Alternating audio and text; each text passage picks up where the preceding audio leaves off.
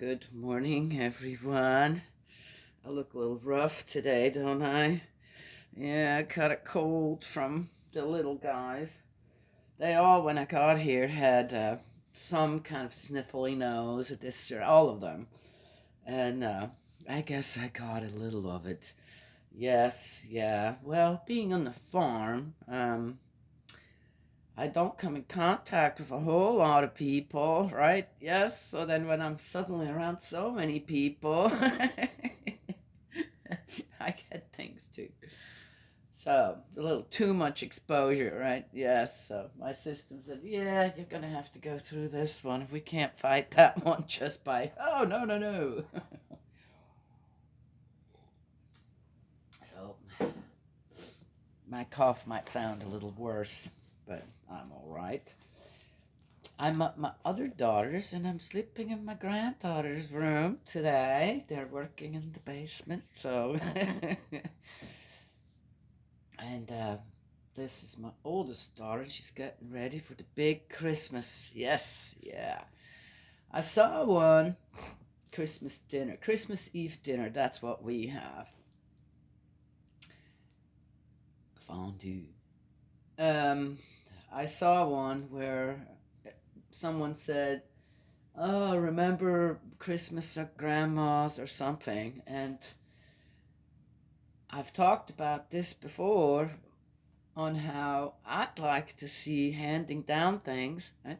That was kind of a tradition in our family or certain things before I pass away, right? Yes, it's wonderful to enjoy Christmas Eve. My daughter's here with her family, right? It's closer to where everybody lives, especially my children, and it's worked out really, really well. Yes. And if the weather is as it could be, right, maybe snow on the road, this, that, to travel to our farm is kind of dangerous. It's not a good thing. And I've had to stay home before, right? Yes, to take care of the animals because nobody else was there, or because the traveling was just too dangerous, right? Yes. Or I decided so. Anyway, so I think that it's wonderful to hand things down rather than reminisce over, okay, it's wonderful to be able to hand that down and see how it's going and give some pointers, right? Today we're going to make bread, fresh bread for the fondue. Yeah, she could just go out and buy it. She says, Mom, I want to make our own bread, which we've done for many years as well. Yep, there's it's a little worse than usual. Anyway, so that's what we're going to do, and we're going to get everything ready for tomorrow. So, again, yes, I remember having to get ready, everything ready myself. This, that you don't have time to spend with people, and you're constantly just going, right? Till my children got old enough to kind of help me, yes, with it all, but you're basically just exhausted once it's all, food's on the table, it's all prepped, isn't it? It's all, you're just exhausted. Right? Just, yeah, right? Yes? Now, yeah, I'm kind of giving her pointers too on how to prep things ahead of time so that then she can enjoy as well the day tomorrow with everyone. Right? Then the help, yep, as all of my children know how to make fondue. Yeah. Anyway, so it's great. So yeah, I'm not reminiscing over uh, dinners or whatever we used to have someplace else, right? And I don't want them to do that either. My children or my grandchildren, I want them to, whoever's uh, willing to do it, to be there, to open their home, and to to provide the food or the tradition. That is what should be important. Uh, yeah. Anyway, if you guys know what I mean. Anywho, so we're in the second book of Kings.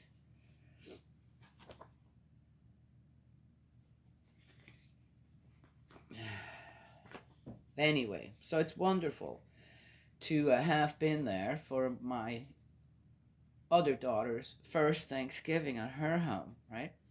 And to be there and helping her cook and helping her keep organized. Well, I did most of it. But still, and to be able to be part of the process of handing certain things over to your children to continue with the families. Yes, that's great, isn't it? I think it's much better to be guidance here in the physical while you're still here to your descendants than, okay, hand things over when you're gone, okay, in spirit world. And right? What are you going to do from spirit world? Most people don't listen to spirit world, right? So yeah, good luck with that one. Yeah? Yes, okay. But also, it has to be done willingly. One doesn't just go and wrestle. Right? Say responsibilities or commitments. Say, for example, to create nice holidays for everyone, away from someone that's not ready to give that up yet. Right? Yes. Okay. All right.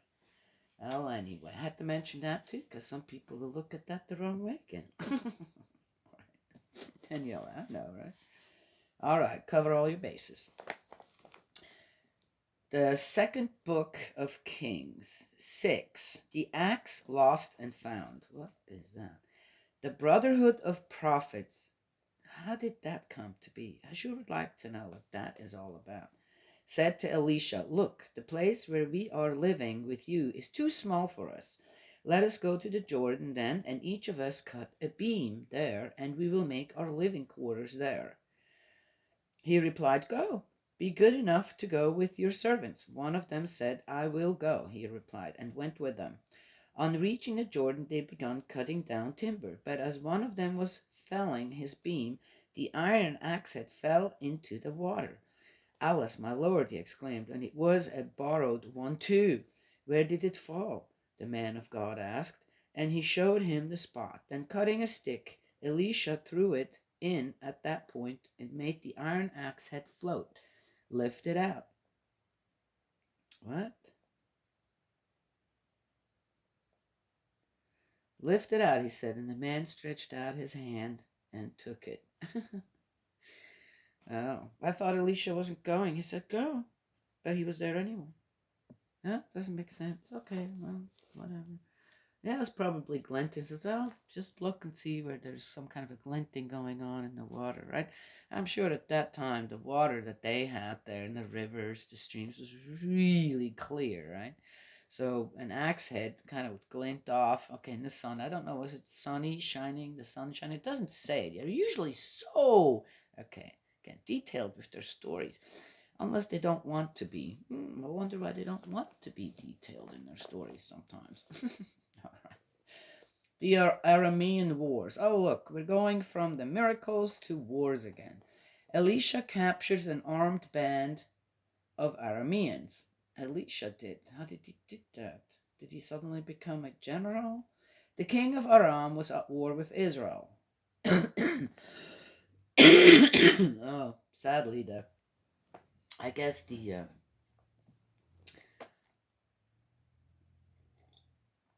that commander Naaman didn't go back and say, "Hey, we need to follow that God of theirs, and we need to, right? Yes, because he's pretty darn good." But that didn't happen.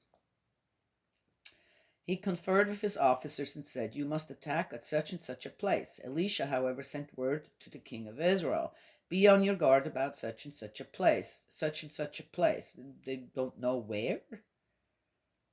Again, such and such a place. They have names and exact whatever for everything and the route, and then there is such and such a place.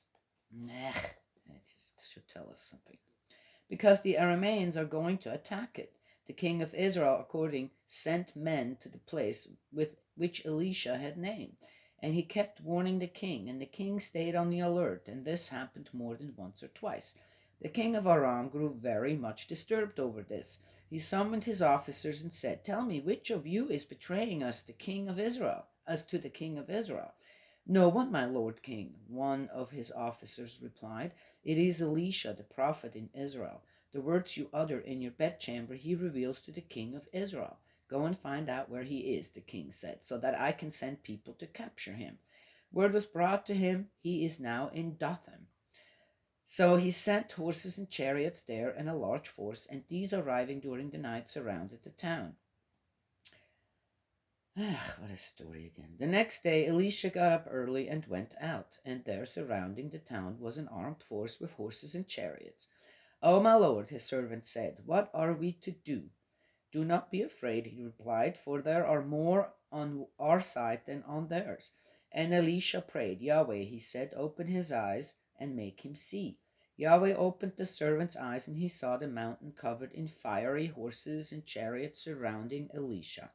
As the Arameans came down towards him, Elisha prayed to Yahweh, "I beg you to strike these people sun blind." And on Elisha's word, he struck them sun blind. Then Elisha said to them, "This is not the road, nor is this the town. Follow me, I shall lead you to the man you are looking for." But he led them to Samaria. As they entered Samaria, Elisha said, "Yahweh, open these people's eyes and let them see." Yahweh opened their eyes, and they saw they were inside Samaria. When the king of Israel saw them, he said to Elisha, "Shall I kill them, father?" "What?"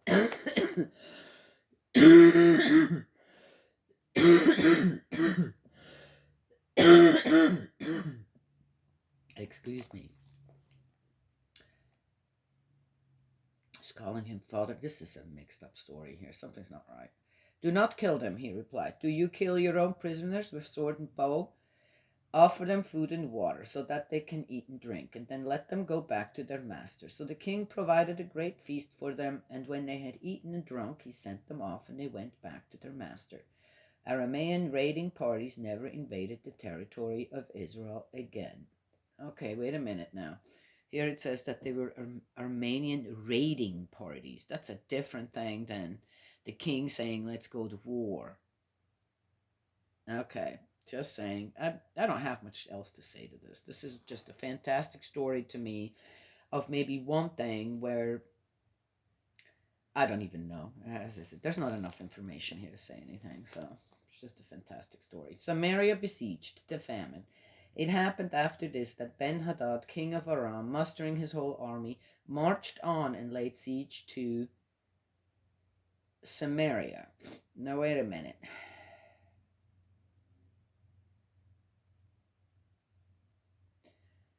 So this just happened, but that's not enough. And then that king of Aram is going to war again.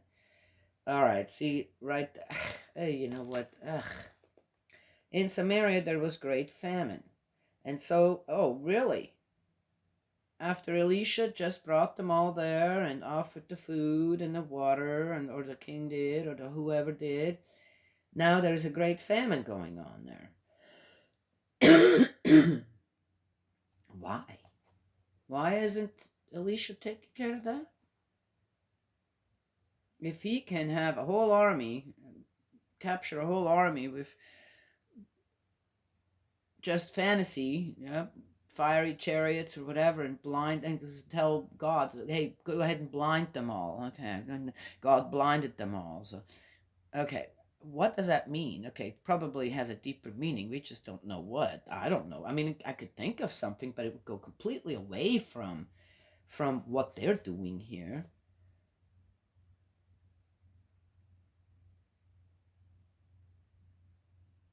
Like Elisha is like, "Hey, I'll be on your side. Let's all go to Samaria," um, and Arameans didn't know. As I said, it seems like if it was a raiding party, then there probably weren't that many in there. So he says, "Look, come on with me, and I'll show you where you can." And then they captured them all, right? Yes, okay, all right, could be that way. Anyway, but they're making it sound one way and then the other way. Ugh, whatever. So, but there's a famine now in Samaria. I'm not getting that at all. Uh, unless I'm right, and the story beforehand was not. It's not true. I mean, not in the way that we're reading it. All right, all right, all right. King of Aram, mustering his whole army, marched on and laid siege in Samaria. In Samaria there was a great famine, and so strict was the siege that the head of a donkey sold for 80 shekels of silver, and 1/4 cab of wild onions for 5 shekels of silver. Oh, well, we know that's called, what's it called? Inflation. Wow, they had that then too. Now, as the king was passing along the city wall, a woman shouted, "Help, my lord king." "If Yahweh does not help you," he retorted, "where can I find help for you? From the threshing floor, from the winepress?" Then the king asked, "What is the matter?" "This woman here," she answered, "said to me, 'Give up your son. We will eat him today, and eat my son tomorrow.'" Cannibals too? Oh my God. "So we cooked my son and ate him. Next day I said to her, 'Give up your son for us to eat,' but she has hidden her son." On hearing the woman's words, the king tore his clothes. The king was walking on the wall, and the people saw that underneath he was wearing sackcloth next his body. "May God bring unnameable ills on me, and worse ills too," he said, "if the head of Elisha, son of Shaphat, remains on his shoulders today." Wow. So the people of Israel, because they were so hungry, they ate their own children. Wow, is that true?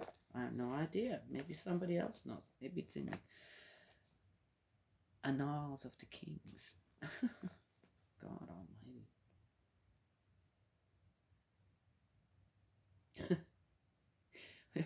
I read and I'm going, oh, she doesn't want to give up. So she asked the king, "Hey, please save my son.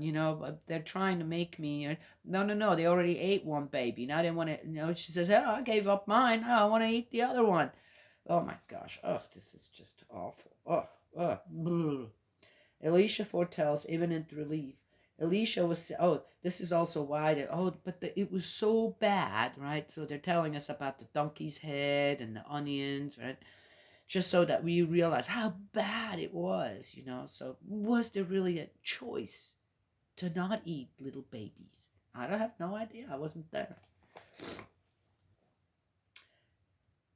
Elisha foretells imminent relief. Elisha was sitting in his house, and the elders were sitting with him. The king sent a messenger ahead.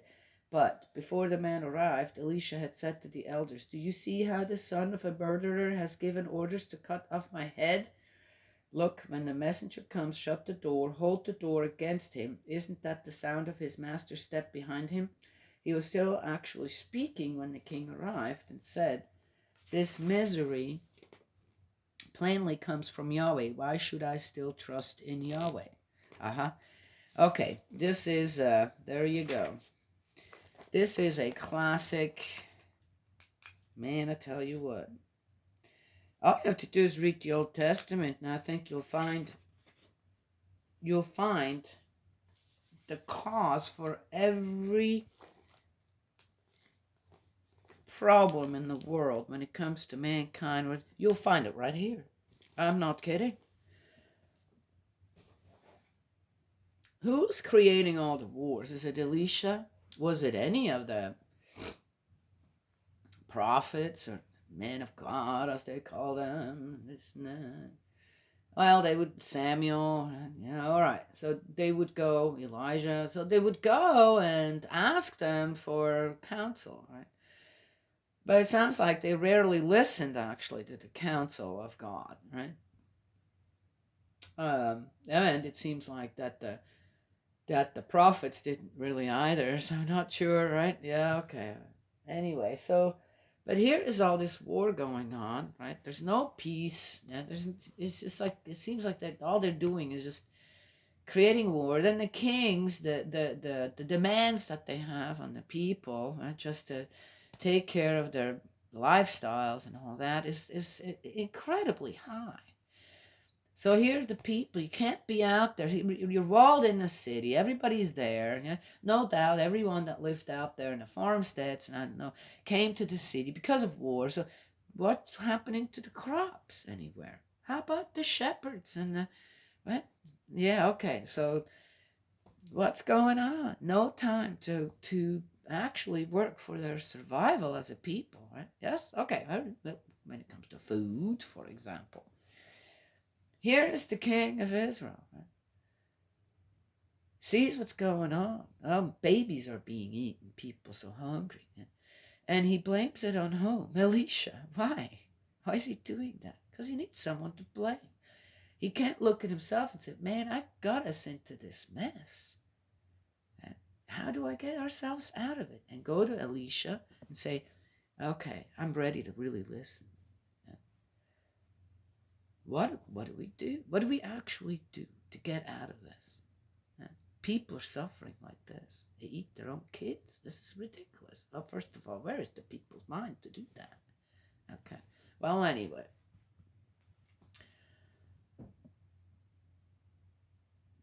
And Elisha, right? Okay. Well, Elisha fears for his life now, I guess. But I don't know. He's been with Elijah, I guess, enough time that seeing how Elijah had to kind of, yeah, okay. And then Elisha, okay. But the responsibility, it seems like, right? The commitment to the people, it seems like, when it comes to these kings, is always deferred. The blame is always deferred somewhere else. When there's a victory, of course, it's all theirs, right? Yes? But when they're defeated, or it looks like they're gonna, oh, this is not good anymore, then always someone else is being blamed, right? And in this case, right, that king, he's even, hey, Yahweh, who's that? Who's that? Why would he treat us like that, right? God has sunk, in that king's mind, God has sunk to absolute, to the absolute bottom, right? When it comes to acknowledging and who God, Yahweh, actually is, and on how Yahweh has guided the Israelites in the beginning out of Egypt, this and that, and given all kinds of uh, lights at the end of the tunnels, right? Yes? I don't want to say promises, because how can you keep a promise to anyone, to any people, if they're not actually going towards the promise? Yeah, see? Then, yeah, and again, how many times was God accused of not keeping his promise as well? But you didn't go towards the promise. How can I keep a promise that you're not working towards? Right? What do you want me to do? Just give you the lollipop anyway, even though the work isn't done? Okay, I'm just saying. Right? Very interesting. It looks to me like, with that last part, let's read that one more time.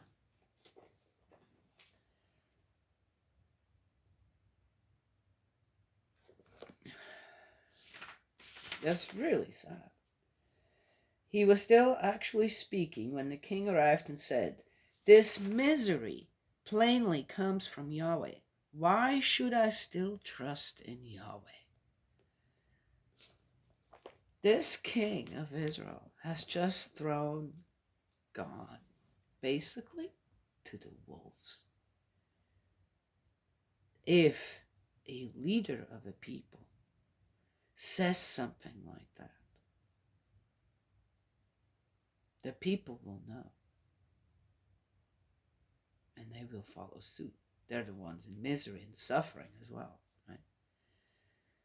It must have been so difficult. It's still so difficult, right, for our heavenly parent to just, like, guys,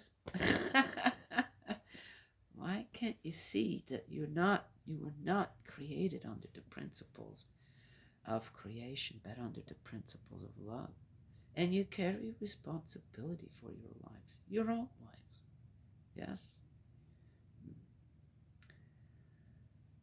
From what I've seen myself, when it comes to human beings, the intelligence that we are capable of is out of this world. I think it's fantastic, okay, in many different ways, on how people excel way beyond 100% when it comes to certain things, way beyond what seems to be humanly possible, right? Yes?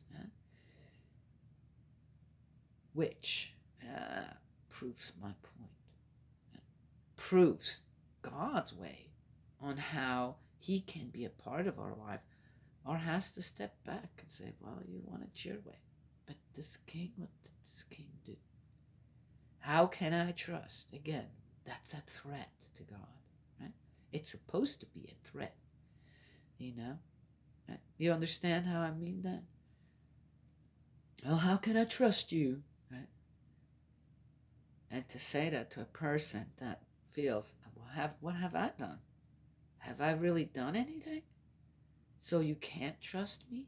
Or are you just looking for a scapegoat? How hurtful that must be to God. I can't even imagine. Because I know how it feels like when you're being falsely accused of something. Okay, I really do. I know how that feels like. And it's never a good feeling. It's a devastating feeling when you're not being trusted or accused of something that you had nothing to do with. And yes, you know that yourself. I knew that. But I couldn't get the other party to believe. And yes, it's very sad. Well, anyway. So, it looks like God, in the eyes of the people, has sunk to an all-time low. Because of whom? A king again. That's very sad. Well, anyway, so there it is. That's all I have to share today. I need to blow my nose and need to blow my nose, and I need to get some more coffee. I need to wake up. I got things to do today. With my runny nose, with my clogged up nose. Yeah, it won't. I'll be good. I'm gonna go make me some tea. Actually, yes, I have a couple of cups of teas, and then yeah, I don't have a headache, which is nice. I don't mind the cold here and there. It's the headaches that I don't like. I really don't. That they make you. It's. I think for me, it's headaches are such a sad reminder of my early life as a child and into adulthood with the migraines and on and the headache every day. So though I'm absolutely grateful, right, for oh my gosh, thank God I don't have any of that anymore. Yeah, there's a miracle there. And but when I do have one, it's almost a like a sad reminder, right? And it hampers me. Yeah, a headache. Interesting. Right? I got to think about that. That's a good one to think about why that is. Huh? Yes.